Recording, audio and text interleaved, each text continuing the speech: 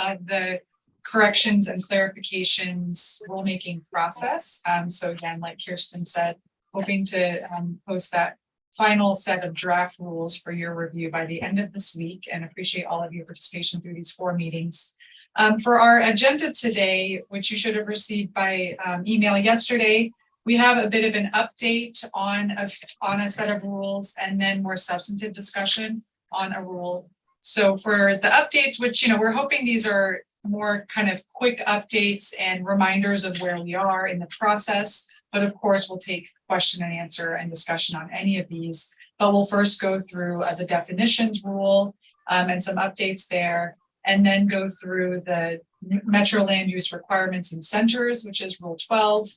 And then we will go over enhanced review of select roadway projects, which is Rule 830, and then give an update on Rule 630 on bicycle parking. And then also give a process update on Rule 210, the transportation modeling and analysis rule that's being where implementation is being postponed. And then we'll have time for, we'll have a break and then time for discussion on Rule 610, which is bicycle system requirements. And then we want to end the meeting too with a bit of a roundtable for RAC members. So at that point, we just kind of want to go around the table and hear any kind of closing thoughts from members on how this process went for you, suggestions to improve the rulemaking process and engagement going forward, and any kind of final comment you want to make about the rules. We're hoping that this isn't a time to open up a brand new set of comments on anything, because there isn't time to incorporate huge substantive edits, nor was that the intent of this committee process. But really, just if there's anything you want to message that it's really important to you, that would be a time to do that. And then we'll just end with next steps and reminders of some of the upcoming process to finalize the rules. And that's the agenda for today. Just a reminder, you should have gotten a meeting packet that included a memo that goes over briefly some of the changes that you'll see in the proposed rules, as well as the rules themselves with proposed language edits and indication of where changes have been made. And do we have any more slides in the opening section? Okay, thank you. And I also just want to go over some of our virtual participation guidelines, which we've gone over at past meetings, but just a reminder that this meeting is being recorded. We have the chat open just for troubleshooting issues, not for substantive comments. So if you have any technology issues, please just message Casaria Taylor. As we go through the meeting, we'll have plenty of time for Q&A and comment, but just a reminder, put yourself on mute when you're not speaking. And when we do get to those Q&A portions, then just use the raise your hand button at the bottom of the platform to get in the queue, or you can just press *9 if you're on the phone. Also, especially the first time you speak today, just a reminder to say your name and affiliation if you have one. And you can also change your name in the Zoom platform if you need to, if it's showing up funny for you. And use of video is encouraged, especially when you're making a comment and speaking. So we kind of feel like we're in a room together. And we do have a break scheduled today, but please feel free to move around and take breaks as you need to throughout the meeting. And then next slide. Just a reminder of our discussion guidelines. We do have several topics to go through today, so just want to honor the agenda and go through those in order. We do hope to hear from everyone today, so providing us a balance of speaking times, especially at the end of the meeting. We will kind of just go around the room and make sure we're able to hear from everyone. And throughout the meeting, we just hope that you're listening to understand what's being said and asking questions to really clarify the content. Always being respectful of each other's viewpoints. And I'm not sure if we have alternates participating today, but we would ask that the main RAC members speak, and if your alternate is here, to stay in listening mode or to designate one of you for the organization. And public comment, we actually do not have a public comment during the meeting, but you are welcome to send your any other comments to the email dlcd.cfec@dlcd.oregon.gov. With that, I think we can move into the rules update. So I'll hand it over to Kevin to get us started, and then we'll have a few more staff chime in. Thank you, Sylvia. My name is Kevin Young. I'm a senior urban planner with the agency. I use he, him pronouns. Just going to quickly review the changes that we've seen since the last meeting on the definitions section. Let's go to the next slide, please. So, firstly, I think at the suggestion of Michael Sporlick, who's with us this morning, we've amended definitions for accessible dwelling unit and accessible to include a reference to the Fair Housing Act. I want to say this is a bit of a work in progress still. We are working with our legal counsel to make sure. Oh, that's okay. You're fine. Yeah, we can go back there to make sure that the definition doesn't result in unintended consequences. So just kind of a heads up that this edit is a little bit of a work in progress, but we are fully committed to making sure that the intent behind the comments and behind these issues is captured in whatever language we bring forward. So TBD on the precise language there, but those definitions do include reference to the Fair Housing Act. We also have a new definition for Metro Region 2040 Center. So that definition refers to the locally adopted areas, the town and regional centers that are adopted. The reason we've done that is because some of our other rules refer to those particular areas, and we need to be able to have a term that defines that geography. And so that definition kind of builds into that. I'll be talking a little bit later about some of the other implications of that definition or where it's used in Rule 12. Lastly, on the definition section, we have changes to the definition of parking spaces and a new definition for the term performance standard. So I'm just going to do, that's the quick overview of the definitions. I also want to talk about Rule 12, and then we'll have opportunity for comments and questions. So Metro Centers. So essentially in Rule 12, which is the effective dates, what we've done here is to make changes to the section 4D to better reflect how the Climate Smart Communities program is being implemented. We've coordinated with Metro staff on that, using that term Metro Region 2040 centers within the section.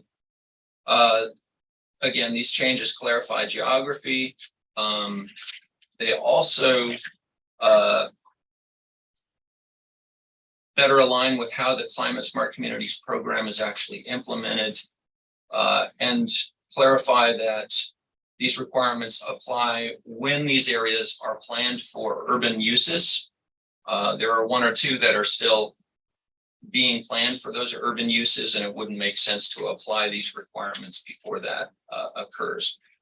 The changes to the rule also address situations where you might have split jurisdiction, where you might have a piece of a town and regional center that's under one, say a city's jurisdiction, another piece that's under county's jurisdiction or a neighboring city's jurisdiction. And so anyway, those are the changes we made to the effective dates section. The other change that you will see in the draft is the change to Rule 210 in terms of the effective date. We're going to talk about that a little bit later in our meeting this morning. All right, that's pretty much it for my overview. If there's comments or questions. Yeah, thanks, Kevin. Yeah. So any questions or comments on those updates to the definitions on accessibility, Metro Region Center, or the how the Climate Smart Communities program is implemented in the metro area? I have a quick question. This is Jody Hack. I'm subbing in for Samantha Baer for Oregon Home Builders Association. Since we don't have the definition and can't see the definition on accessibility, the definition, are we going to have an opportunity to comment on that and provide feedback when you do have the definition? Should have been provided in the packets. Jody, if you haven't received the packet, we can make sure to get that to you after the meeting. Yeah, that'd be great. Thank you so much. And then Kevin, if we could just do one a little tiny bit better and just mention which page that's on in the packet for Jody. Yeah, so that would be pages 4 and 5 of the packet. Thank you so much. Yep. Thank you, Jody. Others, any other questions or comments on these definitions?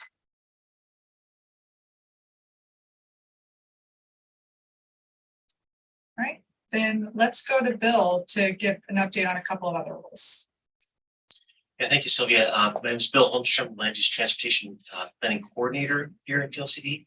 Talk a little bit about Rule 830, which has to do with reviewing certain roadway capacity increasing projects in updated TSPs.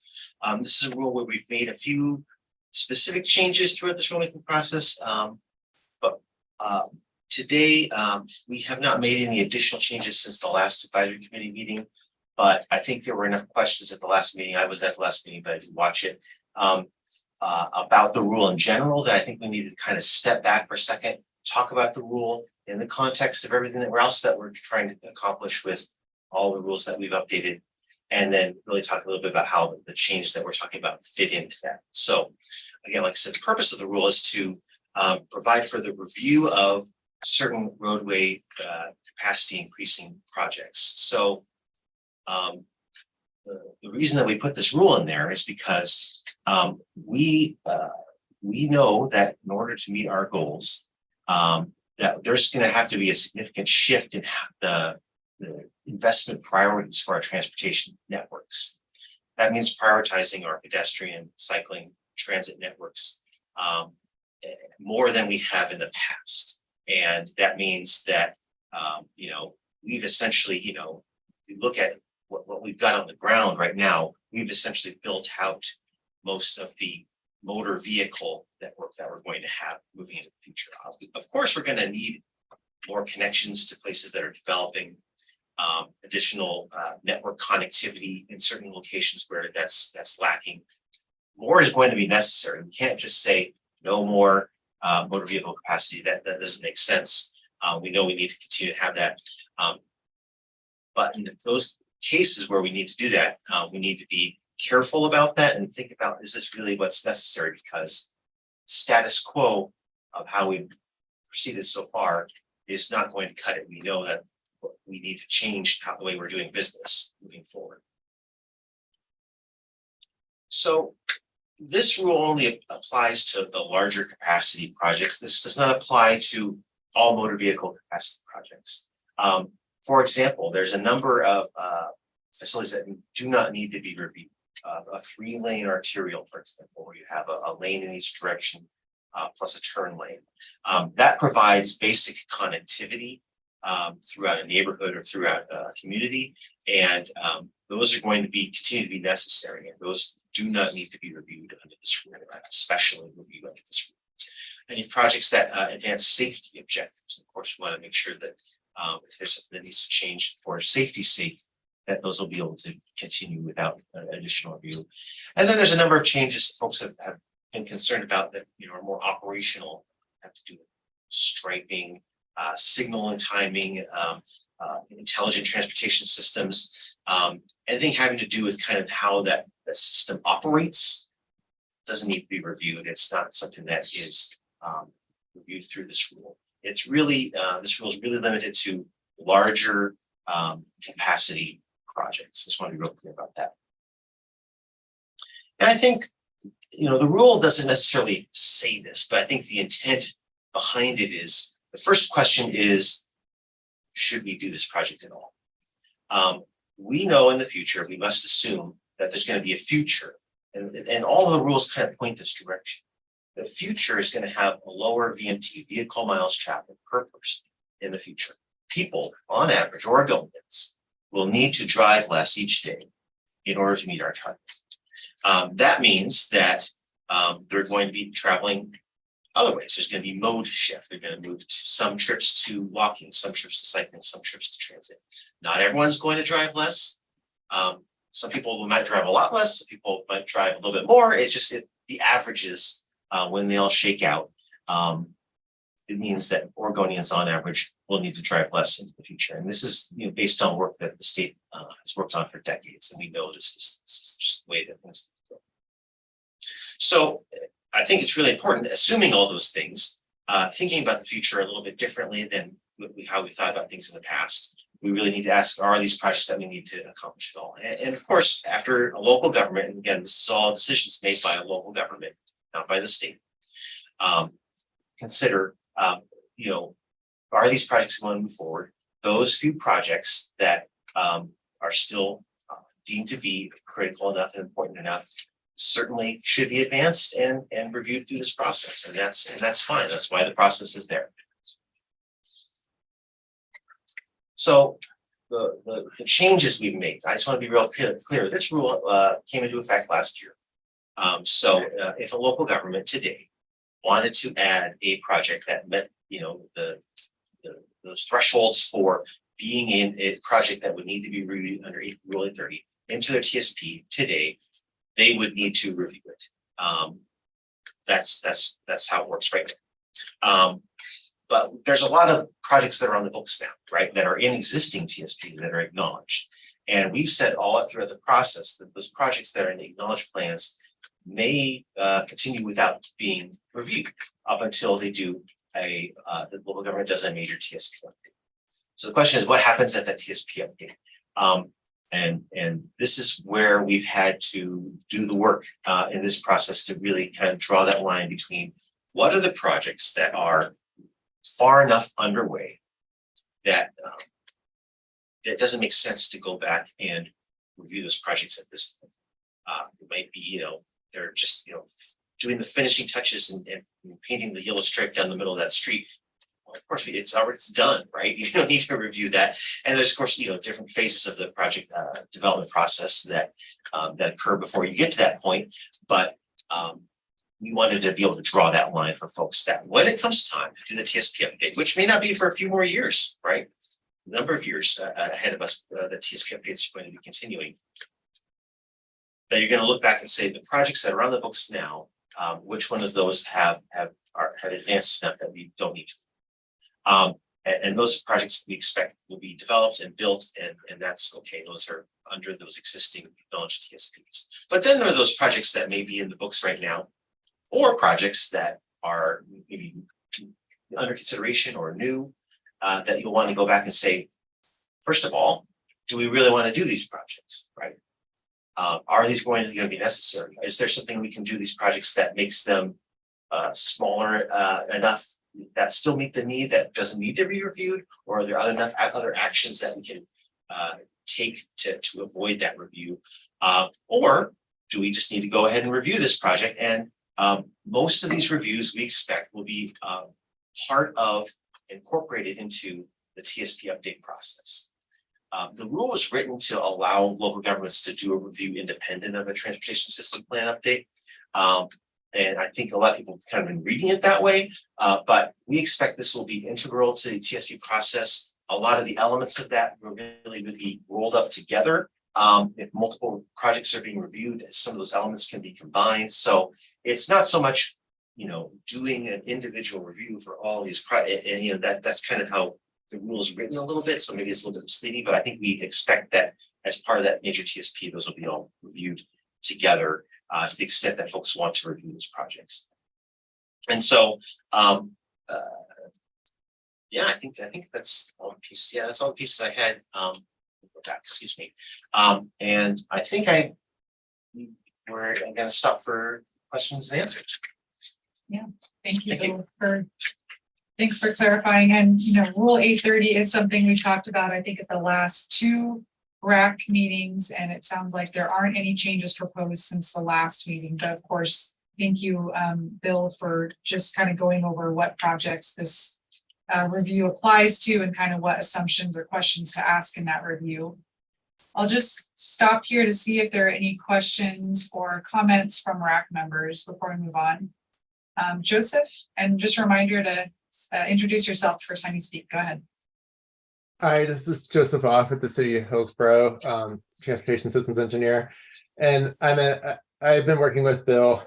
And again, I mean, we're not fighting the entire section 830. It's just the one that portion of the rule where we're having to reevaluate the need of the previously adopted project, and that's again, once we adopt the project, we are already kind of moving forward. We are doing a lot of preliminary design work.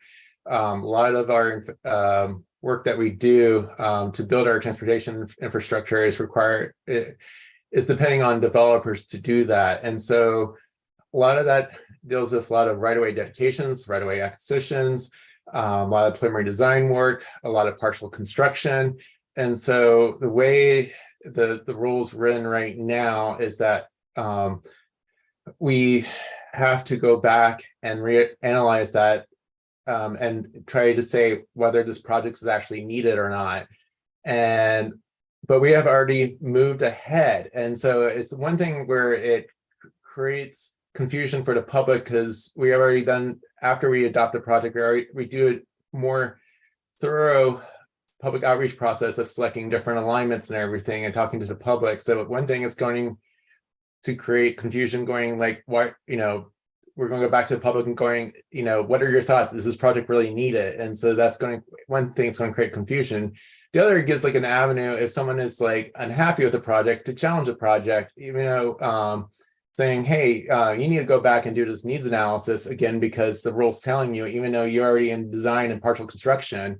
And so there is things that need, things that need to be changed in this rule. Like, the easiest thing is to delete that section of the rule, because you're not going to cover everybody's different local jurisdictions. I know Salem commented at the last meeting that they do it a different way. Everyone has a different way once they adopt the project. And so it's not like it's just sitting there and I just hear DLCD staff make it sound like we're just sitting there and just going like, do. Someday we like to do this project. It's not like that. We're already moving forward. So I really, that one portion of the rule really needs to be either deleted or changed where it has a lot of exceptions to cover all the different ways that local jurisdictions handle a project after it's been adopted in TSP.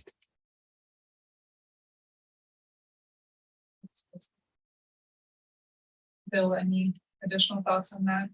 Yeah, certainly, and thank you, Joseph. I don't think this is, you've shared these comments before. I think there's kind of a bigger philosophical issue here, which I'm not going to pick on the city of Hillsborough in particular on this. It's the entire system, right? We've planned in a certain way over the past number of decades, in a way that we know we need to shift, we know need to change. So if we're talking about continuing projects that and a way of doing things that we've done before and just continuing on without stepping back and saying, hey, can we do things a little bit differently? Some cases maybe we can, some cases no, this is the right way to go. That's okay. That's what we need to have that step back and that review it. And I think most of the review that you would do would be part of the Hillsborough's TSP update and be all rolled up into one kind of big process. So there's going to be some looking back. Yes, there's going to be some rethinking some things.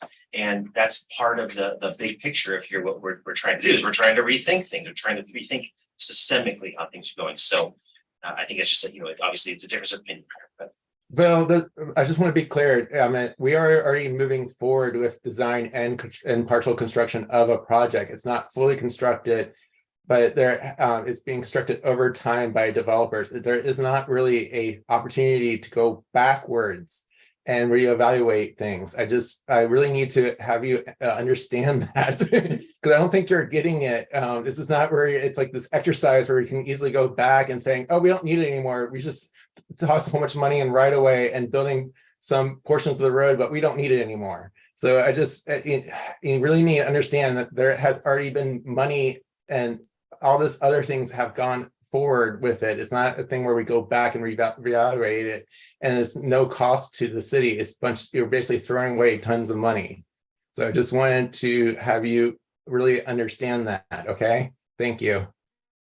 Thanks, Joseph. And Skylar, I see your hand up, but Kirsten, did you want to chime in on this particular piece? No, I just wanted to affirm that, Joseph, we are hearing you. I know Bill and the team are hearing you, and thank you for articulating, the depth of process that jurisdictions might be in when we're asking for this, this review.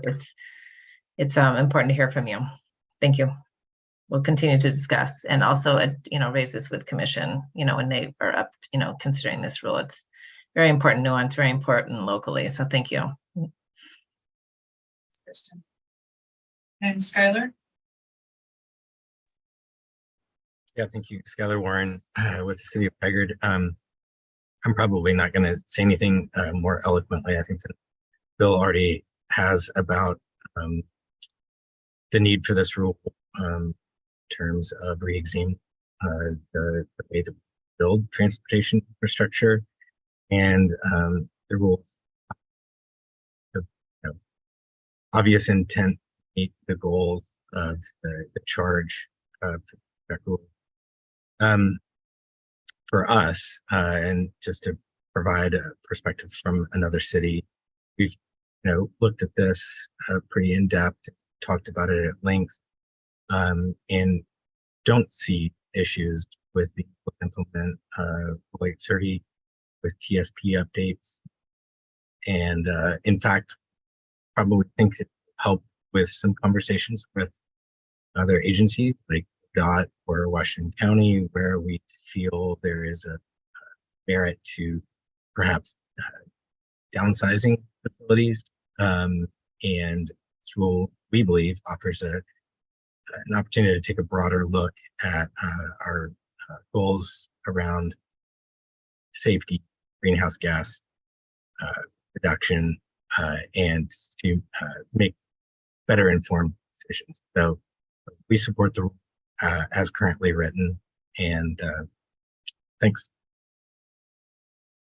Thank you, Skylar, for that perspective.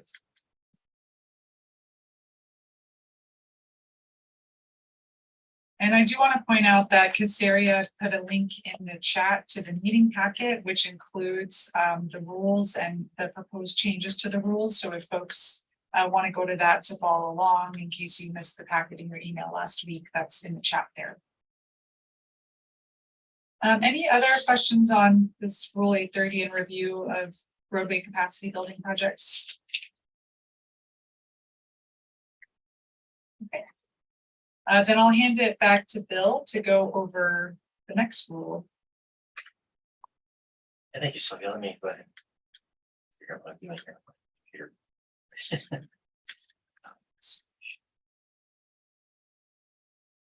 All right, so.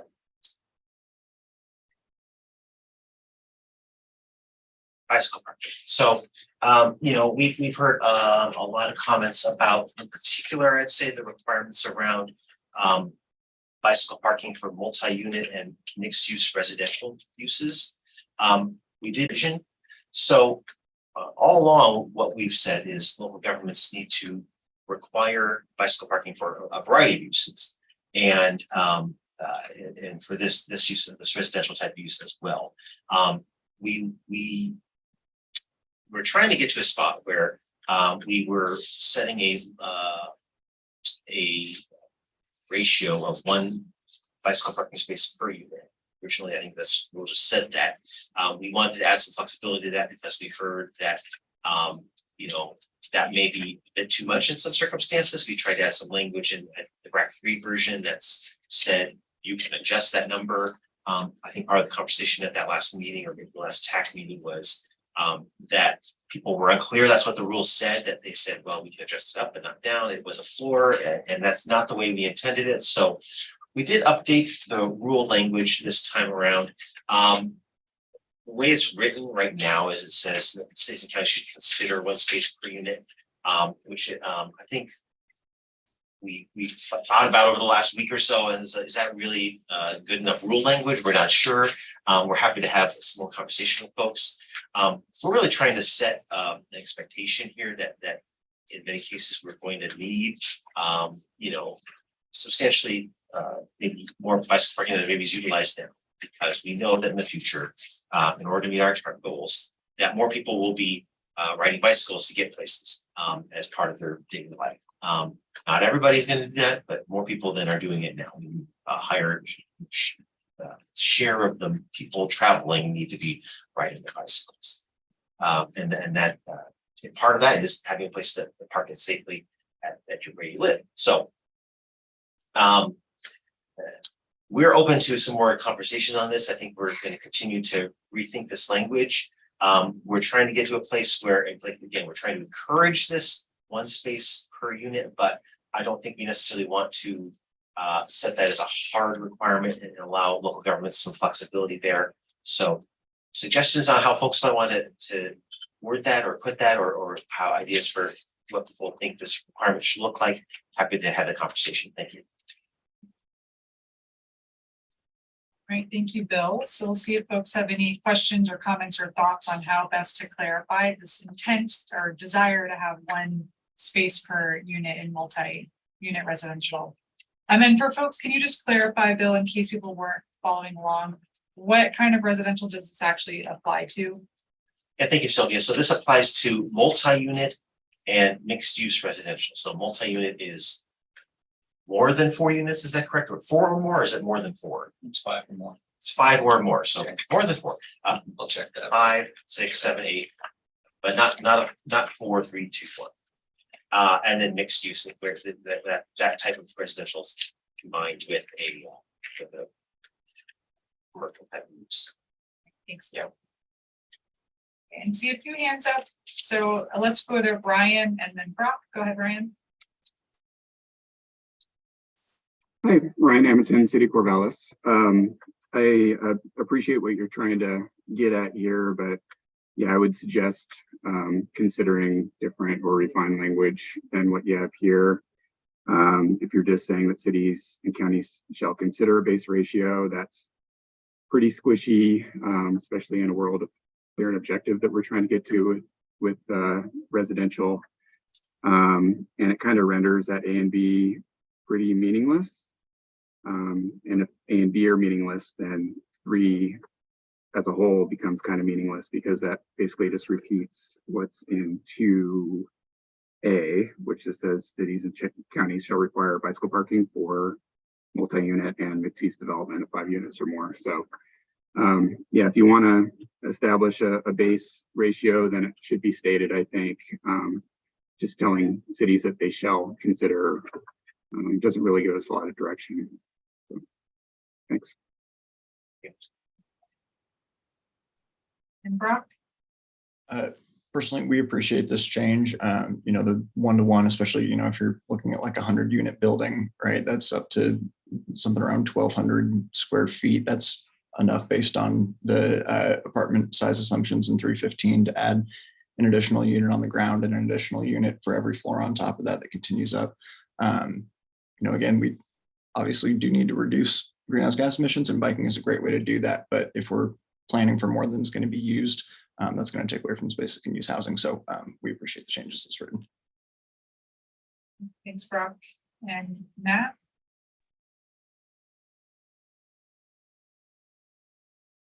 Yeah, Matt Brinkley, Planning Director, City of Medford. I appreciate the change. It would be nice to have more certainty with an actual standard or number. That said, I think the 1-to-1 ratio was going to be too high. So I do appreciate the flexibility that local jurisdictions would have. Because as Brock just pointed out, I mean, there are very real trade-offs when it comes to space on a development site. And this is particularly true for infill developments where every square foot really counts. If we want to get housing, we need to be able to account for that and have some flexibility in how this is going to be implemented. So I'm supportive of the change. Thank you, Matt. And Michael. Hi, I don't think this is going far enough. I think it needs to be, and I acknowledge that the language might be a little bit loose, and maybe that needs to be remedied. But I would argue that it should be, maybe you could base it on the number of bedrooms in each unit. So if you have a 3-bedroom unit, there should be space for 3 bicycles. If you have a 2-bedroom unit, 2 bicycles. If it's a studio, 1 bicycle. Otherwise, we're never going to get to where we need to be in terms of encouraging and promoting bicycle use. Thank you. Let's just speak to the issue of the loose language, if I may. So I just want to clarify, because there have been a number of comments on the language, the idea of shall consider. I want to make it clear that is intentionally flexible on our part. We fully understand that local governments, especially when they're putting in place requirements that apply to residential development, need to adopt clear and objective standards. And we believe this language allows you and enables local governments to do so. And we expect that that's what would happen. So there's a little bit of a disconnect in terms of, just to understand that the reason it's worded this way is to intentionally provide some flexibility for local government implementation. And we believe that can be done consistent with legal requirements. It's just a question of what you can say in rules, what needs to be in local codes. Thanks for clarifying. And Mary Kyle? Thank you. I think I think we need to remember that the point of this is to reduce greenhouse gas emissions from the transportation sector, and that we have to connect where people live with options for getting around by biking, walking, etc. And so this is not just about biking, and it's not just about housing. It's about connecting them and giving people options. And I don't see any factual basis for the original proposal of 1 space per unit or this proposal. I'd like to see some research and a factual basis for whatever is put into the rule as to what is the level of parking spaces in apartment buildings or multifamily units of 5 or more that results in people making it easier for them to get around by bicycle should they choose. I think the allowing the consider language is much too squishy. I don't agree with Kevin. It allows consideration and flexibility, and then no biking spaces to be allowed and or to be required. And that's just is not at all consistent with the objectives of this whole exercise, it seems to me. So I think we do a disservice to cities to not have something that's more clear and objective. I agree with Ryan from Corvallis and Matt from Medford on that. And to date, I haven't seen what the factual basis is for underlying any of this. And we certainly have a lot of cities around the world and in the United States that are have places we can look to see what we should base something other than the original proposal or this proposal. Thank you. And maybe I'll see, Kevin, did you have anything you wanted to add? No, thanks. Thank you. And Brock? Based on recent numbers that I've seen, the example that I'm looking at is from the city of Metro from 2017 when they were looking at their study of the way people get around town. Somewhere between 4 to 6% of people bike. We could increase that tenfold, and a 1-to-1 ratio would still be more than twice as much as we need for that tenfold increase in capacity.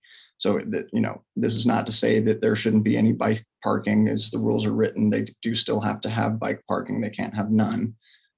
But 1-to-1 is nearly a 20-fold increase on what we have. We're not going to get there overnight. And for the time being, we need to continue to build housing for people to live in so that they can get to these areas. We have to have housing. We're going into a brand new rulemaking in a couple months here to talk about increasing housing numbers. If we want to focus on infill and redevelopment, like Matt Brinkley said from the city of Medford, that's a lot of space. 1-to-1 is a lot of space that could be used for other residential units. We're not saying don't have bike parking. We're saying 1-to-1 is too much.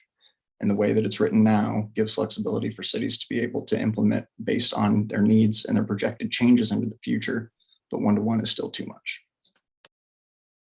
Yeah, thanks, Brock. And I think because you were responding directly to Mary Kyle, did you want to add to that, Mary Kyle? Thanks. I think the amount of percentage of people that bicycle now it actually illustrates why we're not doing enough right. Whether it's bicycle parking, bicycle lanes, a lot of things, it's too low. That just illustrates how much more and the scale of how much more we need to do to provide people the options to get around less expensively and without greenhouse gas emissions. And a lot of, at least in the city of Portland, a lot of those numbers are generated by people commuting from home to work. And most trips are not commuting home to work. They're going to the store, they're going to school, they're going to those types of things. So in and of itself, it's not enough. But it also illustrates we need to look to some other places to find a factual basis. It may not be one parking space per unit, or it might be 5 parking spaces per unit. I don't know, because we don't have a factual basis that has been brought forward that I've seen. So a little bit more research. And again, it's both. Solving for one issue means we lose ground on others. So we have to solve for both here. And that's the point of this program. Thank you. Thanks, Mary Kyle. And Evan, is your hand up for this? Yeah. Okay. Just so folks, the surveys that we've seen is roughly 60% of households own bicycles. And a lot of those own multiple bicycles. So there are some data points on bike ownership that are more useful in answering this question than particular trip-based use. So that's what we've seen. That's kind of the data. It's not great data, but that's kind of what we've been able to find as we've looked to ground this in data. Thanks, Evan. All right, I know there's still a lot of hands up, so I'll go back in order now. Over to Ryan. Yeah, thanks. I don't want to belabor this too much. I know we have other topics to get to, but just to circle back to that shall consider language, just recognizing that these are rules, they're not guidelines. And so rules typically state minimums and maximums and requirements, and not quite sure how to implement a rule that says shall consider. Does that mean that we need to, when we adopt bicycle parking standards, have findings that say that we considered one and for whatever reason decided not to? So it just feels squishy, and if that's all we're required to do is consider and not necessarily adopt, then 3 feels repetitive of 2. So I'll stop talking now. Thanks. Thanks, Ryan. And Neil? Yeah, thanks. I just wanted to reiterate the importance of this section, and I'm also worried by the shall consider language, maybe some clarity, like the previous commenter mentioned, of what does that process actually look like? Does this mean that cities could say, we considered it and we don't want to prioritize this, so we are providing zero parking space requirement?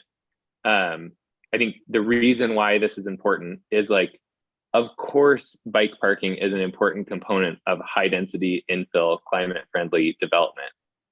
That is, and multifamily development, like that is the whole point of these rules, is trying to build a system that works well, and having bicycle parking is an essential piece of that. And part of the reason why is, like, people have been talking about this taking up a lot of space. You can fit 12 bikes, following standards, up to 12 bikes in a standard bike parking space. And that's not including all of the driveway space and all of the additional space. So this is talking about space efficiency. And by making these transitions, this makes it possible to have more of the property go towards housing. So I just want to reiterate that, and would be happy to see stronger data, not of where we're at, but where we need to go in terms of ownership to meet these goals. Thank you, Neil. And Michael? Yeah, hi, thanks. I have the impression that Brock is setting up a false opposition, saying it's either housing or biking and that you can't have both. And I don't think that's actually true. I think that people, and Mary Kyle said this more eloquently than I'm going to say it now, but people don't just use bikes for going to work. We use bikes for getting around town, going to the swimming pool, going to get groceries, doing this or that. In terms of the factual basis that Mary Kyle also mentioned, I think that we need to absolutely look towards countries that are doing it better than we are. Let's look at the Netherlands. Let's look at Denmark. Let's look at Germany, places where we're actually, you have very fantastic bike paths. You have people of all ages and abilities using their bikes to get around. And you have actually more vibrant downtowns because more people can get to the places they need to go without worrying about cars and the expense of cars. Thank you. Michael. And Jody? Thank you. Just a couple of comments. On the data gathering, I would just suggest that a thoughtful process be used in that you are looking at, while I understand the concept around other countries, I think our land use system is extremely complicated. And if you're going to look at other countries and other states even, I would take that into consideration, given the complexities of our land use laws that other countries and other states don't have. So one, I would take that into consideration. Two, I would also take into consideration data that you gather in looking at, are those other places in housing crises like we are? I think it's important to look at the big picture, not just segregate the data based on this one issue, because I think we have a responsibility to look at all sides of this equation. And yes, none of us can deny we are in a housing crisis. Do we want bicycles? Do we want livable, walkable space? We do. I think we also have to consider that we have very different parts of our state, especially given our land use laws that we do have. You've got very rural areas who are very different than our metro and urban areas.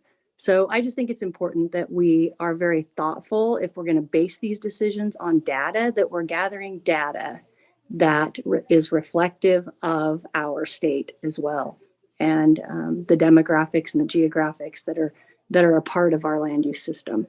So I would caution us on that. I think it's important for us to give flexibility to our local jurisdictions. They know their communities. And again, they are very different across our state. So just wanted to put that out there.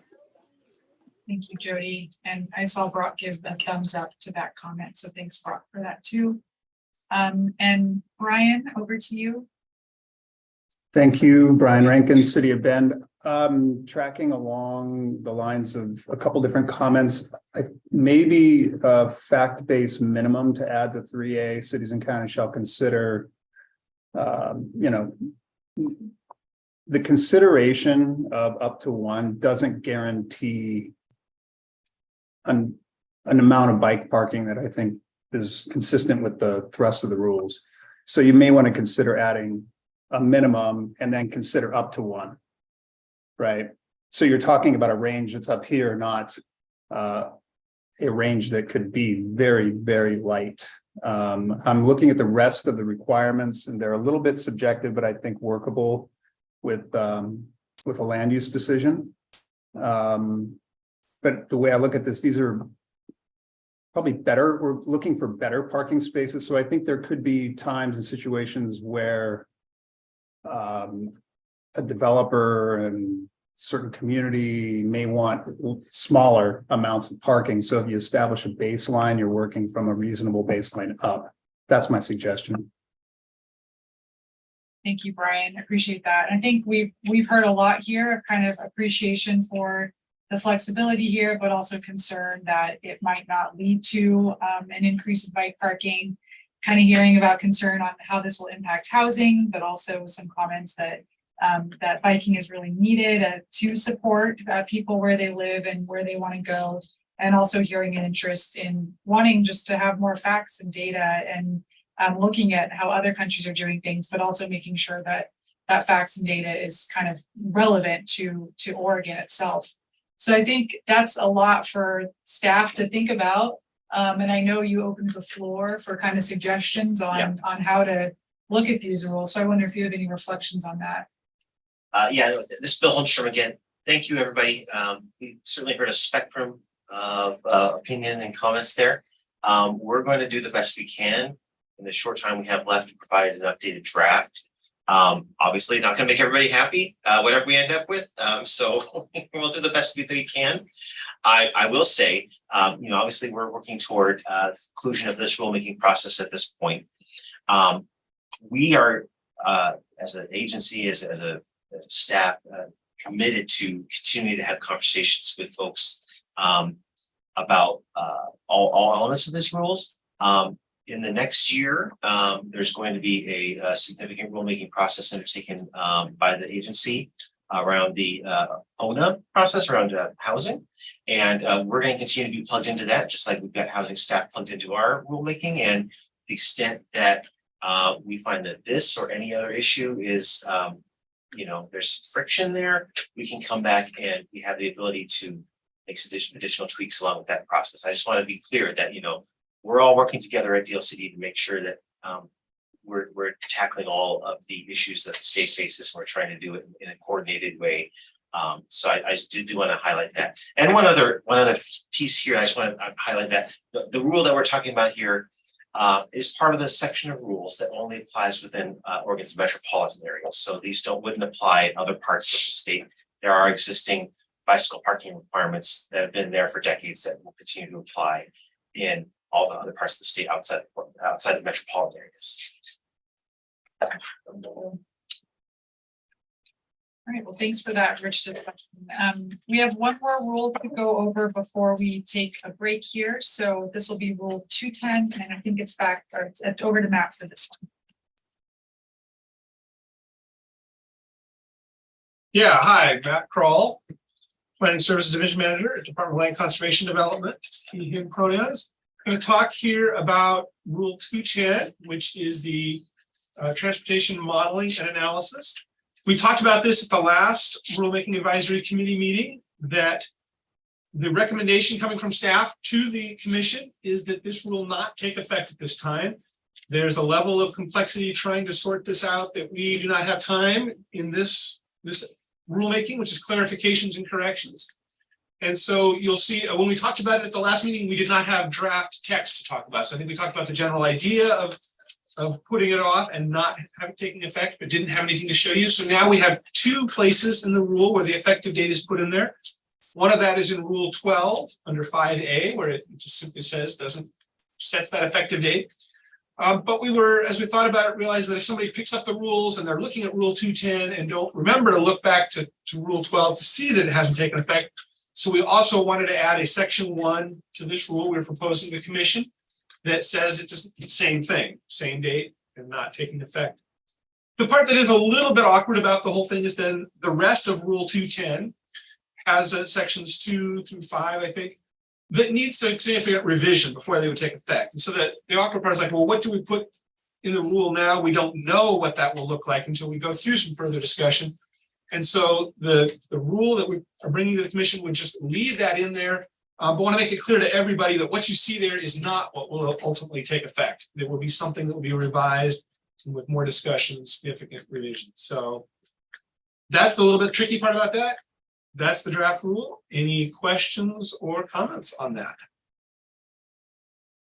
Okay, thanks, Matt. Any questions, thoughts, feel free to raise your hand here.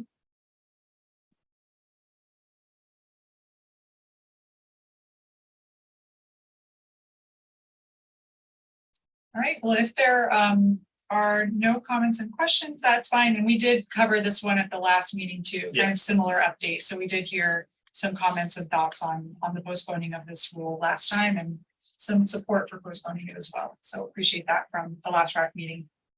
I think with that, we can go ahead and head into a break. It's about 11 here, so let's have a break until 11:10. And when we get back, we will go into Rule 610 on bicycle system requirements, and then go into a roundtable with committee members with just any final thoughts for this rulemaking process. So go ahead and turn off your video, go on mute, and take a break until 11:10. See you then.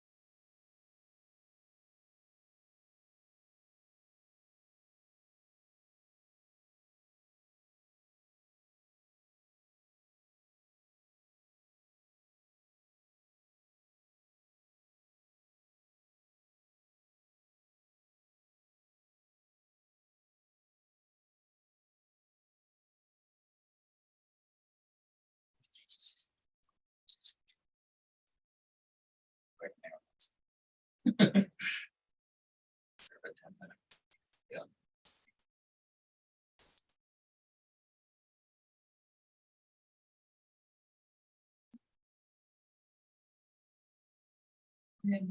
unmuted. All right, welcome back, everyone. It's about 11:10 here, so hopefully we have RAC members back. Okay, so now we're gonna move into Rule 610 on bicycle system requirements. So I'll hand it over to Bill to walk through proposed changes here, and then we can have some discussion. Thank you.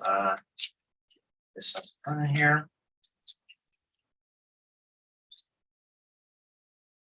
All right. We'll talk a little bit about Rule 610 and bicycle system requirements. So this is something that came up. I wasn't able to be at the last advisory committee meeting, but it apparently came up. I had an opportunity to watch some conversation. We made some changes, I think, that hopefully move things in the right direction. So we heard concerns particularly about separated and protected bicycle facilities. We've actually heard some concerns about the definition of this for a while now. And so ahead of RAC meeting 3, we did make some changes to that definition. We did coordinate with some of the ODOT bike and ped staff on that, like we had originally, but we continued that. And I think we resolved most of the major concerns about that definition. So that definition in Rule 12 is going to continue, or Rule 5 will continue to be there. We didn't make any changes this time around to that. That just defines what a separated and protected bicycle facility is. What I think we also have heard now is, okay, when do we have to use these facilities? What is the requirement in the rule for when we apply separated by protected bicycle facilities in Rule 610? So that's what I'm hoping to talk a little bit about today and talk a little bit about some of the changes that are made. So probably lost a slide somewhere along the way. I'm just going to have a slide that talked about when you do have to use them, and that's have to use them inside climate friendly areas. That's the only place where the rules prescribe the use of separated protected bicycle facilities. And it starts out saying it, use it on streets within climate friendly areas.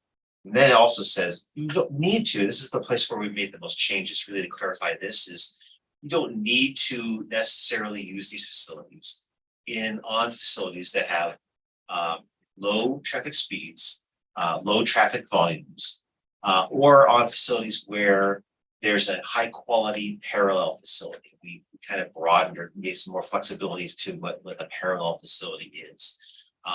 Previously we said it had to be within one block. We heard some concerns that maybe if there's a couple or something like that, it could be technically 2 blocks away. And so we wanted to make sure that we provide a little bit more flexibility for those high quality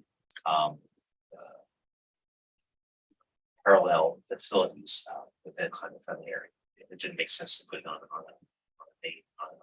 certain street. So those are the main changes that we made, just to really clarify that.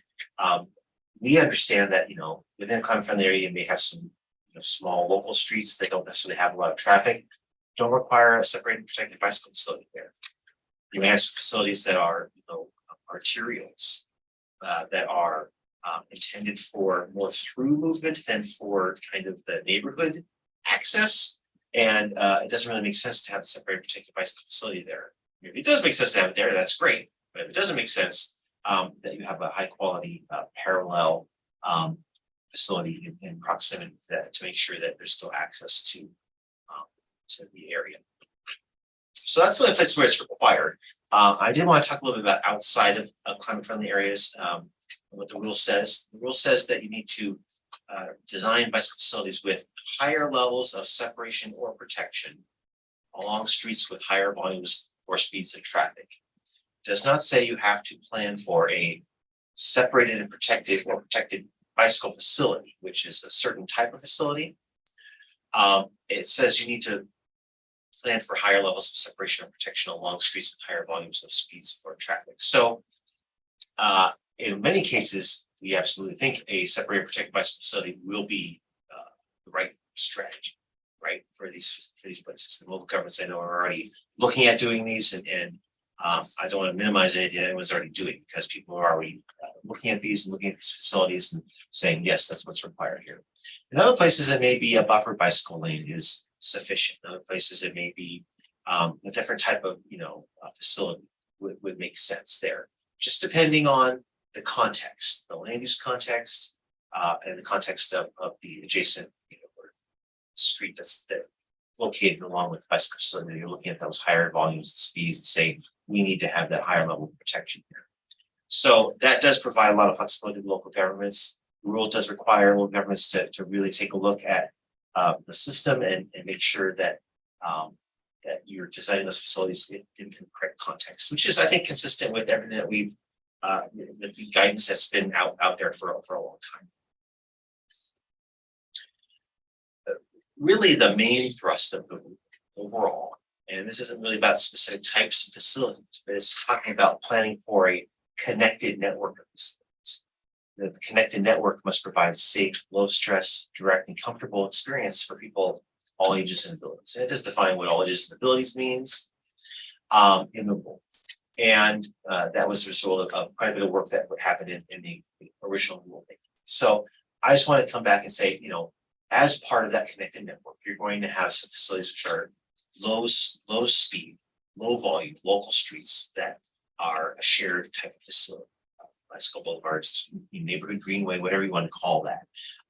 And that could be part of that network. As part of that network, you might have a higher volume street that has lots of destinations. You're going to need to put a protected or separated bicycle facility along that facility. Make sure people can get to those destinations along that busy street.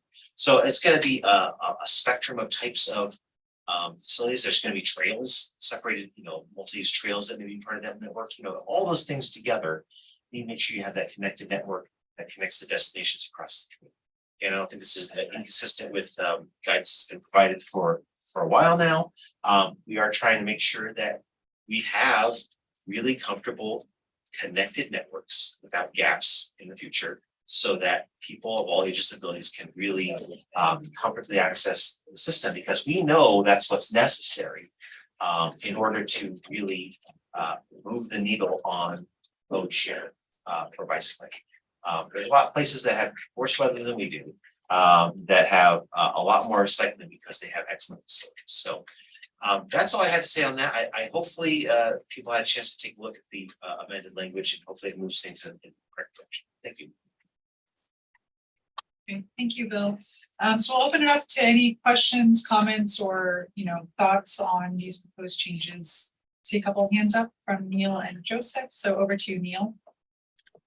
Hi, yeah, thanks for the opportunity. I was looking at the language of the rules and now just lost that page. And I know we had a lot of discussion about the elements of separated and protected facilities. I just wanted to raise the addition of curbs or raised elevation of the bike lane as a potential concern.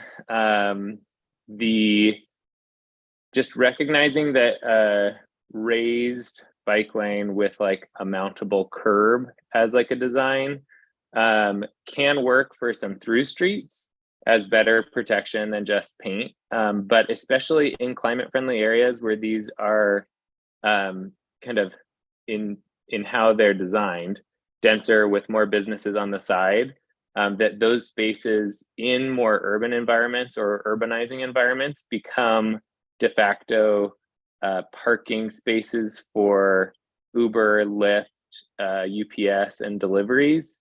Not that that's allowed, but that raises an enforcement need where physical separation of mentioned kind of prior of actual physical separation, harder curbs, even parked cars doesn't do that. So just recognizing physical separation is not just about protecting the bike, it's also about keeping the bike lane empty. And in more urbanized environments, that's an even more, like CFAs, that's an even more important need. So just highlighting that one challenge. Thanks, Neil. And Joseph? Hi, this is Joseph Off of the city of Hillsborough. As mentioned before, our standard right now is a cycle track, which is basically a full curb raised bicycle lane. We do have one location on our streets where it's mountable, but it was the kind of a design where we don't want to do anymore because of issues with sweeper trucks. So we've been doing a full curb. And so I just want to put a clarification on that. And then, but one thing I kind of want to note with this 6-2-10 is that even though cycle tracks is our standard, there's going to be some situations where we run into constraints. And when we do that, when we run into those constraints, we require a design exception from our rules. And the way that the current rules written, there's not any opportunity for a design exception process. And so those constraints could be right-of-way constraints, it can be environmental constraints. And so my suggestion in the rule, and like for like 4A or 4B or both, or basically both, put a line in there saying unless a design exception is provided by a city or county that identifies a constraint as justification. Just because I just want to have clear that, we're going to try to build it as much as we can, separate facility, but there's just going to be those constraints. And so I just want to give some room in there, just because I don't want somebody to fire back going, hey, you didn't do it here. And this rule says you shall do it. How I interpret it right now, it makes it sound like we have to do it like every, consistently all throughout. And that might be a challenge in some areas of constraint. So. Thank you, Joseph.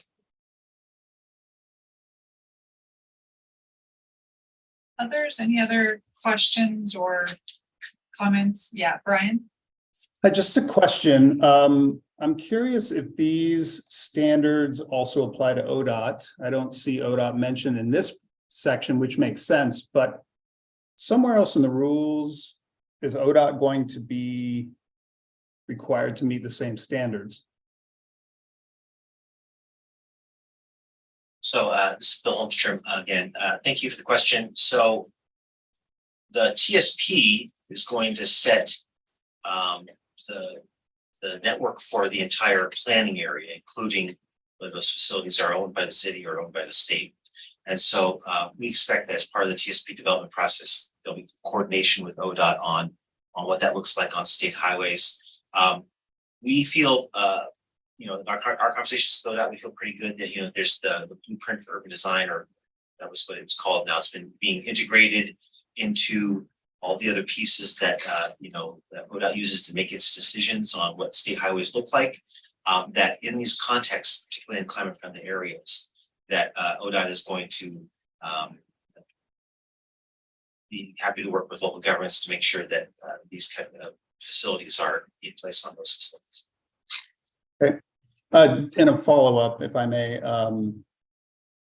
curious the thinking on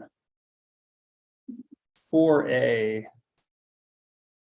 The standard is streets that have higher volumes or speeds of traffic.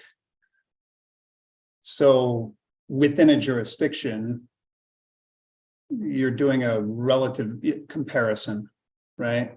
And so I think these could have been written around functional classification, expressways, arterials, collectors, but you chose to write these in a kind of a relative manner. And I'm wondering if that creates an implementation issue, because the question would be where to stop. And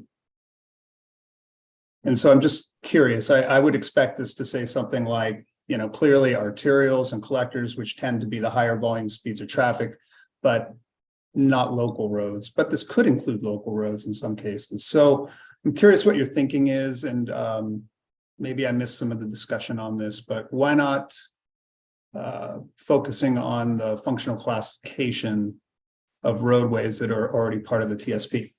Thank you. I think it was a good question. I'm not sure if we went through that approach or not. It kind of rings a bell. I think we may have gone down that road during the original rulemaking. I can't remember exactly. I think where we ended up, and this is consistent with kind of the guidance that's out there from NACDO or from state or from I think FHWA, I don't want to necessarily like the word saying one mouth, but a lot of it's really just based on looking at the context of that facility. You know, there's the level of traffic stress, which has to do with volumes and speeds and numbers of lanes and things like that. It doesn't necessarily say as the collector is an arterial. It's really that the quality of that facility and the quality of what it's like to be riding a bicycle next to that facility, and that's where we're trying to get at. And it may be that different jurisdictions come with different answers to what those look like. That's not too different from today, but we expect really that local governments will take a look at what's the situation within their area, and that they're going to be hopefully reaching for the next level of separation protection in those places where that's really necessary on those types of facilities. So I think this is just one of those areas we didn't necessarily want to get too prescriptive. I remember we had lots of conversations with lots of different folks about these pieces of the rules as part of the rulemaking. I don't remember exactly if we talked about functional classification or not, but yeah, thank you for the question. Thanks, Bill, and yeah, thanks, Brian, for the question. Others, any other thoughts or questions on Rule 610 and these separate and protected bike facilities?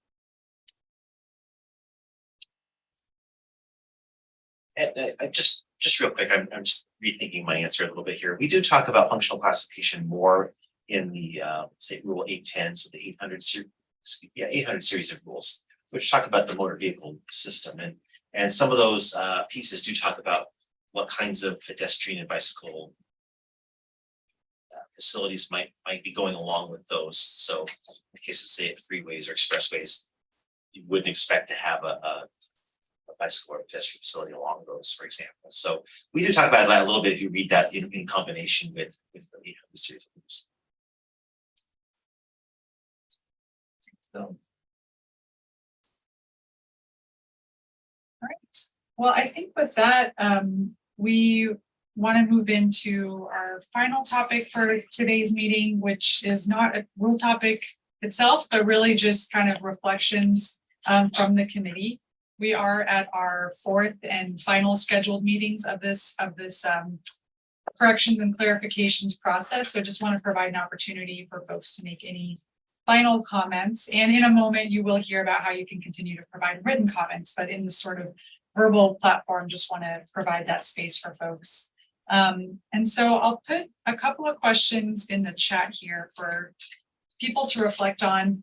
So just, a reminder, this process was really just intended to make some clarifications and corrections to the climate friendly and equitable community rules. It's not an overhaul of the rules. There were some limitations to what could be discussed here. And staff has, worked to listen to folks and try to update the rules as much as they could to kind of consider and balance committee comments and the purpose of the rules, trying to move towards that purpose all along. So we just want to hear from folks, and I'm actually going to go around the table and call on people, but want to hear any final reflections you have both on the process and on the substance. So first, just any reflections you want to make on this process to clarify and correct the rules, and any suggestions you have to improve the process. And then secondly, just thinking about the rules themselves. Do you feel like they're on track to meet the objectives of the rulemaking and the climate friendly and equitable communities goals? And just anything that you want to highlight, any comments or perspectives that maybe you've already shared, but you just want to really reiterate and remind staff that they're really important to you. So I'll give folks kind of a second to collect your thoughts, and I have the roster of people in front of me, so I'll just kind of go through and would appreciate just a minute or two on these questions. And if you don't have anything you want to add, totally fine to pass. So I think I'll go first to, let me make sure that I've got my list up here. Okay, so I'm going to go first to Ann Catlin, and then to Austin Barnes, and then Brian Rankin. So Ann, any thoughts? Yeah, I do appreciate having the opportunity to have this process take place where we can hear what's going on in other jurisdictions, and we're all different sizes and we're growing. It was helpful to hear thoughts from jurisdictions that are larger than us, for example, and help us figure out what some of the rules might mean locally. So that was my takeaway. Thanks. Thank you, Anne. And Austin?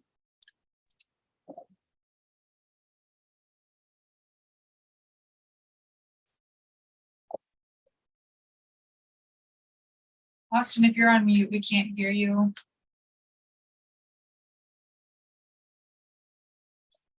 right, we'll move on and maybe come back to you. Brian?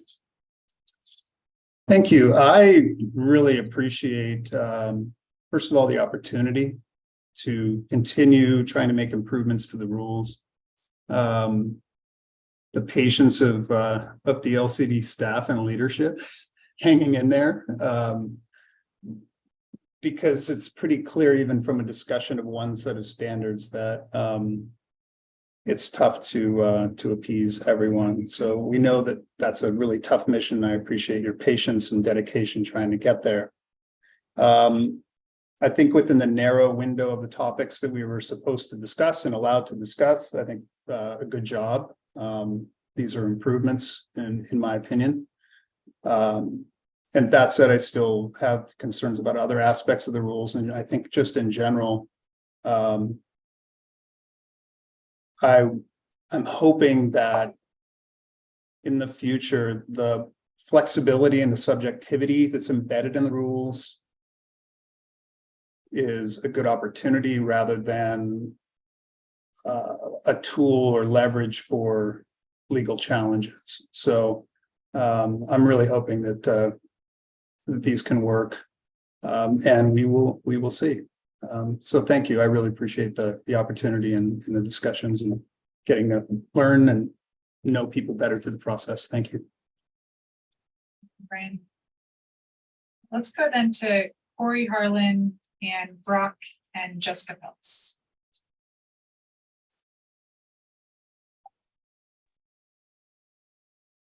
Hey there, this is Corey. Can you hear me all right? We can.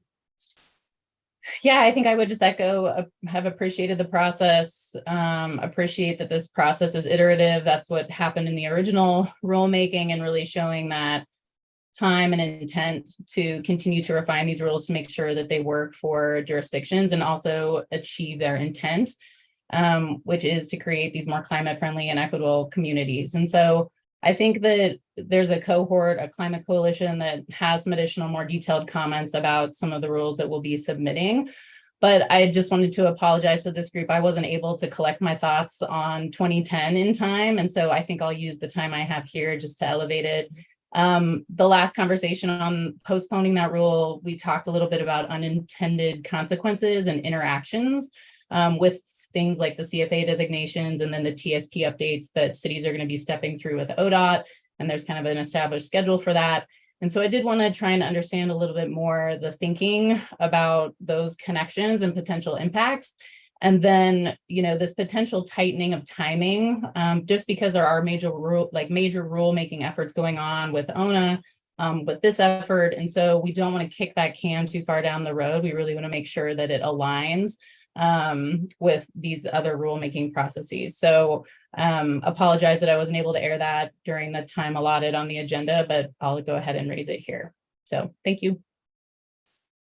Yeah, thank you, Corey. And Corey did send that comment by chat. So I do want to just see if staff had a quick response to that you can make. If not, we can move on the unintended consequences. No, there's nothing that would be quick about a discussion of unintended consequences. All right, thank you. Then let's go to Brock and then Jessica. Yeah. Again, thank you for including us in the rulemaking. We're always happy to come back and discuss changes and improvements to these rules to try to make them as implementable as possible. We do appreciate the changes to 630 as they're currently written. We do appreciate the postponement of Rule 210.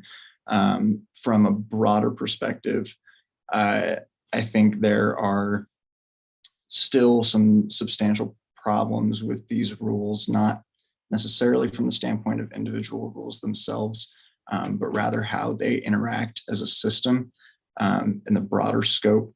There's rules in 350 that connect to 830 to 100 to 160 to 210, and also branches off from 100 again to go back up to 910 to Division 44 to the statewide transportation strategy from the OTC. I think that there are connections there that are going to make it a lot more difficult to produce the housing that we need at the scale that we need.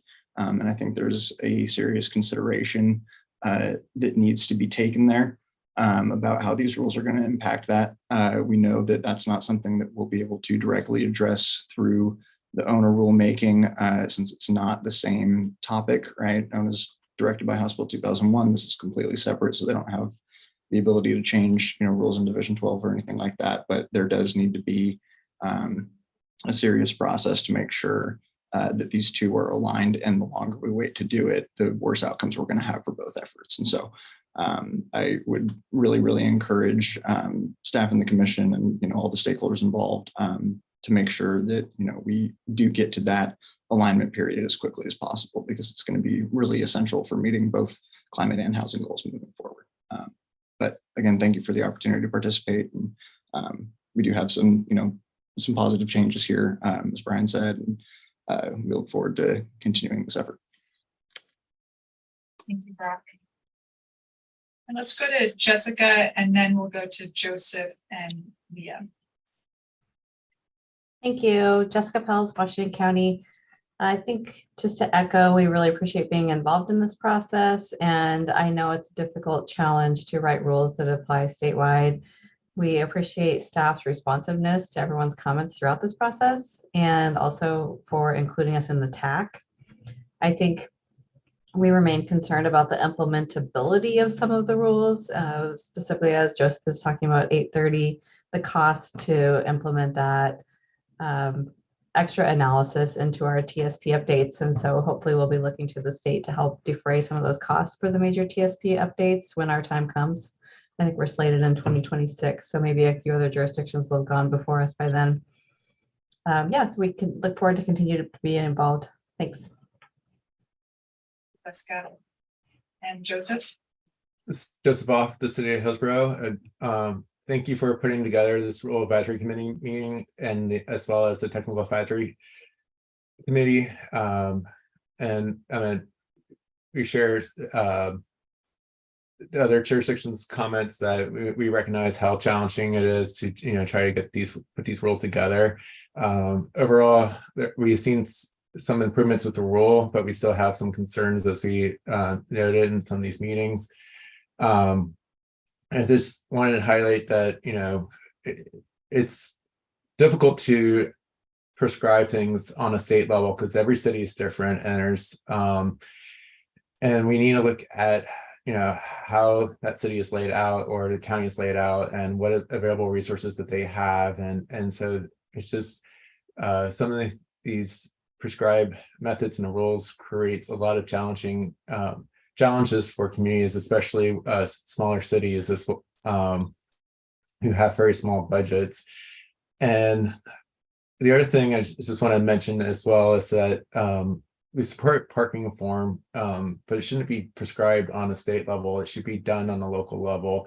I feel like the community would be more receptive if it's done on a local level, that we can look at various things regarding like the context of the location, the lane uses, transit availability, etc., and then be able to engage with our community on those parking reform strategies. And so that's something I'm disappointed that wasn't opened up during this rule advisory committee process, but I really feel like us, the city, strongly feel that this should be done on more of a local level than prescribed by the state for parking reform.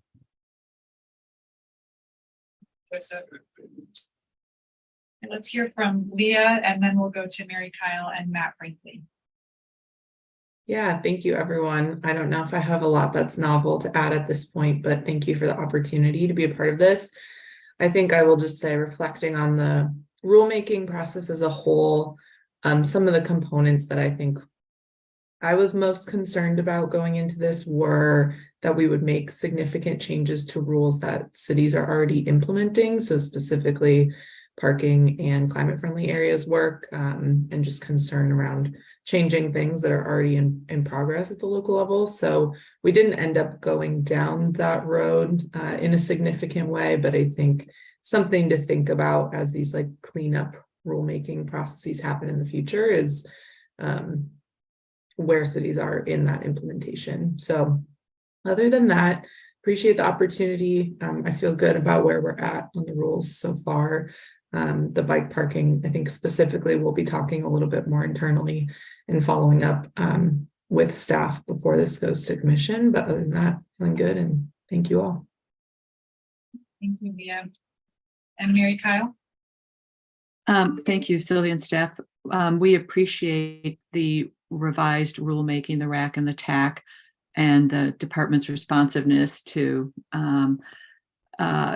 issues that had risen in implementation of CFAC and bringing all the interested parties back together to see if it can be made to work better for all, for Oregonians and for local government implementation. We're still a little concerned about whether all the dates that are in the CFAC rules are aligned. We've talked about Corey just talked about 210, but also the TSPs and the CFA work. So not sure about that. Second, are the rules on track to meet the objectives of the rulemaking? We are doubtful on that. The accelerating pace of climate change means that we're already behind in meeting our greenhouse gas reduction goals, including from the transportation sector.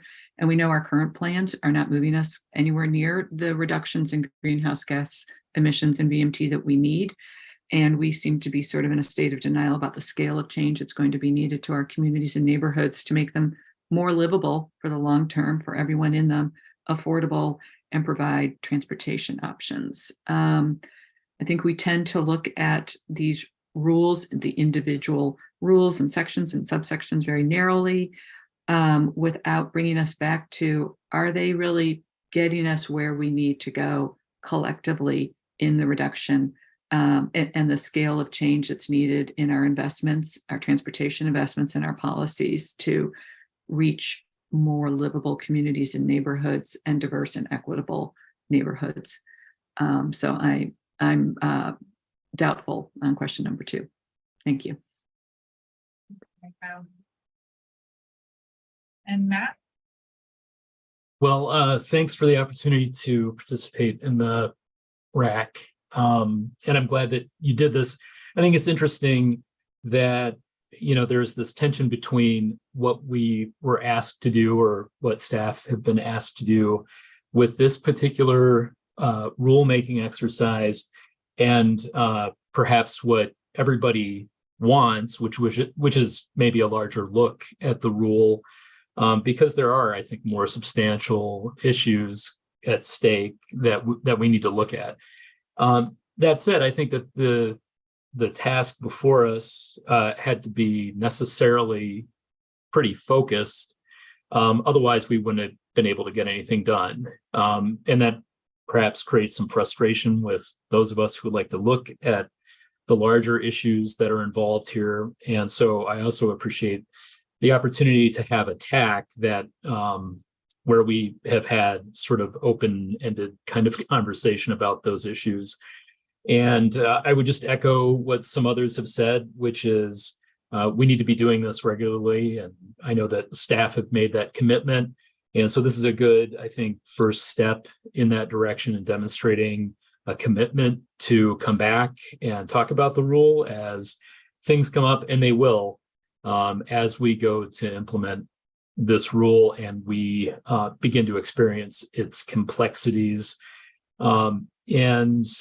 So looking forward, I guess, to further conversations on implementation of the rule. And from my perspective, I think generally what we were able to do with this rulemaking brought about some improvements. There are larger issues I think that we need to address, but that wasn't going to happen here, and I think that was necessary. So thanks. Thank you, Matt. Okay, now let's hear from Michael, and then we'll go to Neil and Ryan. So Michael, over to you.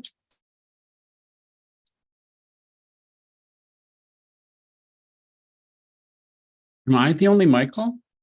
You are. Well, I guess that's that's funny. I didn't realize that. Anyway, so thank you for the opportunity to share my thoughts. I agree with basically everything that Mary Kyle said. The scale of the change is beyond what we understand as communities, as a society. I just did a quick look at this. The 10 warmest years have occurred. The 10 warmest years on record have occurred since 2010.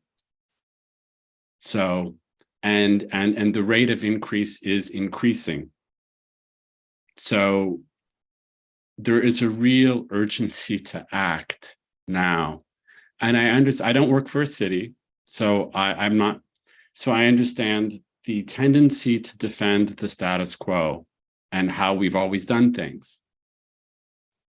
But we can't do what we've always done. So I also wanted to echo what Brian said about appreciating DLCD, because you didn't really need to engage with all of us this many times. And I think it's important for you and for everyone to hear from people that that aren't normally included in these processes, and that includes people who are BIPOC, people with disabilities. I self-identify as a person with a disability. We need to be in the room, virtually or literally, because our voices have not been heard.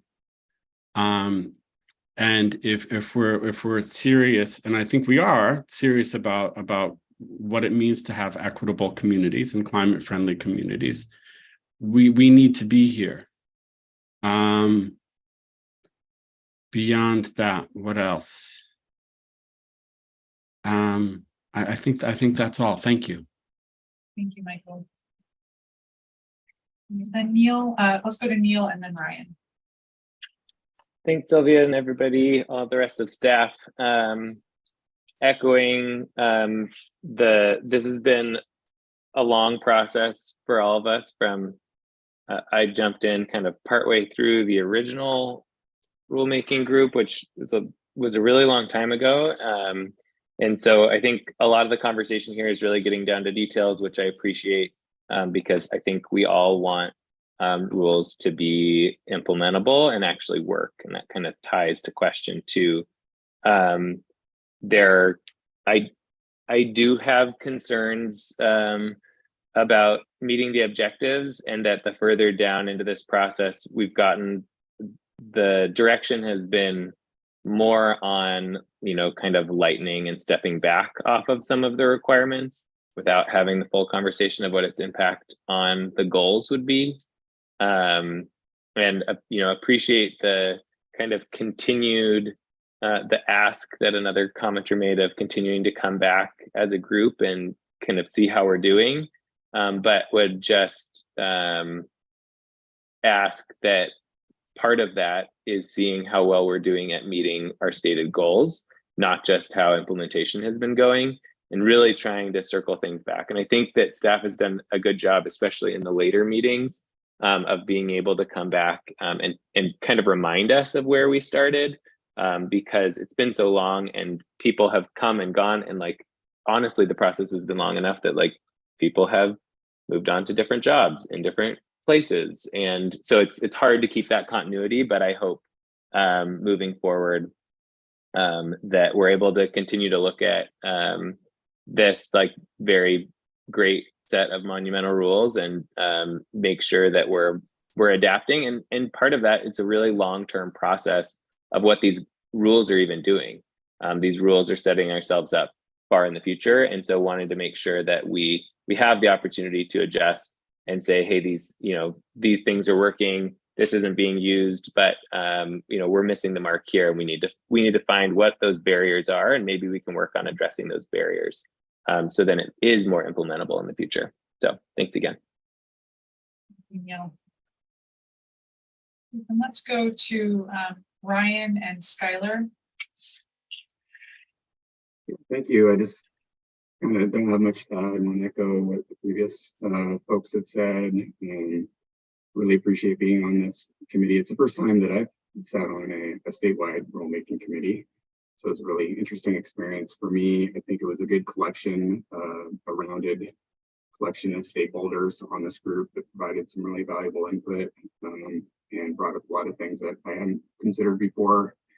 I want to really appreciate PLCD's work throughout this process. I know that it's a huge task, and I don't want to add to their workload. In a perfect world, I think I would have liked a few more days between getting the packets and having the meetings, so I could have more time to share the packets with other staff and get some input. But I know that they were probably strained to the breaking point as it was, so I don't want to tax them anymore. But yeah, thanks a lot for the opportunity, and look forward to following along as these rules get adopted. Ryan and Skylar. Well, actually, I think maybe Skylar has hopped off. It's right there. Oh, there we go. Well, I guess first, I guess I do just want to acknowledge that the reason we're all here is that we're in the middle of an ongoing climate emergency. So I really appreciate PLCD quick action to address governor's executive order from 2020 in the original making process, compared to typical or C process that really moved at light speed, and as a real testament that worked on the original rule. But of course, anytime you do that quick of an action, you're necessarily going to need to come back and kind of figure things, some fix it. I really appreciate how quickly the team turned around to do this. I do think that if we're going to address the climate emergency, it's going to have to start. It's going to have to start with cities. Really going to have to start in the field of planning. I mean, that's what we are charged with, right? As envisioning a better tomorrow. But I do think that we've been challenged, jurisdictions, in getting where we need to be, often because of local politics. And so I think this state rulemaking effort has really helped to kind of get us all unstuck. And I'm hopeful that this is only the first step in a larger policy conversation. And I do welcome further refinements to the rules in the coming years to get us where we need to be. Thank you. Thank you, Skylar. And I know we had Jody Hack for Oregon Home Builders Association, but she may have hopped off. Maybe Sienna Brown, did you have anything you wanted to add from Oregon Home Builders? I'll pass this time. I'm just here for note taking. I appreciate it though. Thank you. Thank you. And did I miss any RAC members?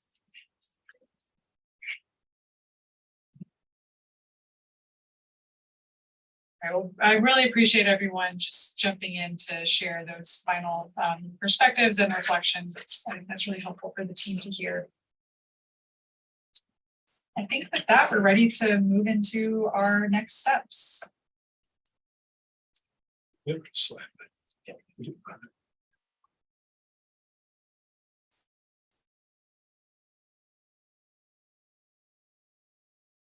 So Matt Kroll here again, and next steps. The important date to keep in mind is September 17th, coming up a little over a week away, where we need to hear all written testimony. Anything that we receive by that day, we will be including with the packet that goes to the commission. And so that's a Sunday. So Monday morning, we will be assembling everything we received, putting it together, cataloging it so that the commission has all of this information. After that point, that is a hard cutoff. So there, anything else that comes after that, or don't send anything after that, we can't receive it, we cannot consider it. And the commission will be holding their meeting in November to make a decision. It is a deliberation and it's a meeting, a public meeting, but it is not a public hearing. So I sorry to be a little strict on that, but I just want to make sure that nobody misses their opportunity to comment in writing on that for lack of awareness.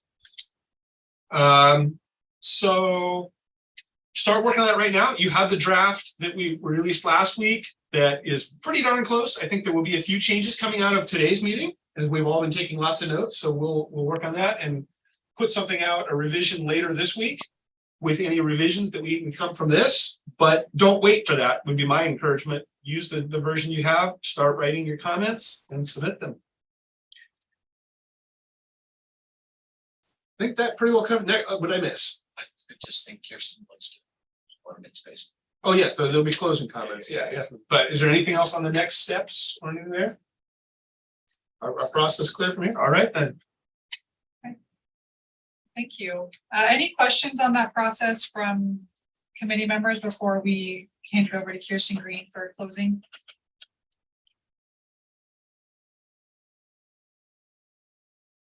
All right, then Kirsten, over to you. Sure, I know we're ending early, so Sylvia, thank you. It's standing in between everyone and lunch and your emails and your to-do list, but just on behalf of Commissioner Warren and the commission, our staff, we're so grateful for the localized wisdom of BRAC members who practice at the local level and also those who represent interest statewide. This is really the best of all of us to be able to disagree with respect, to bring our various professional backgrounds to these most holistic and necessary conversations. I want to thank DLCD's housing team members for attending and listening. Today, Sean Enging was listening in, who's been long leading the ONO work, and in previous meetings, Housing Division Manager Ethan Stuckmeyer. Our agency is very regularly meeting under the hood here to make sure that these rules support each other and align and implement well. We'll need to have continued conversations with local governments in that. We're cognizant of the stress and strain of an evolving land use planning program at the local level. So feel free to continue to remind us of that. It's important that we understand those real constraints, and would encourage planners to continue to localize this work with the goals in mind of greenhouse gas reduction, and to stay in conversation with your regional representative, in addition to the climate friendly and equitable communities team that have been staffing this all along. This is long work. Skylar and others have mentioned it. Climate change is a slow rolling disaster that's picking up its pace more rapidly than predicted and even feared. So it's very serious, and it'll take all of us and more to continue to evolve our land use planning program to meet the very real challenges of the 21st century: climate change, housing, and more equitable communities. Finally, just to Sylvia and Vidya, Casaria, and the entire team, thank you for helping us navigate these challenging and necessary pathways together. We're very grateful. Thank you. Thank you, Kirsten. And thank you to this Rulemaking Advisory Committee and to all these members who have shared their thoughts along the way. Really appreciate all of your engagement. And with that, our meeting is adjourned. Thank you.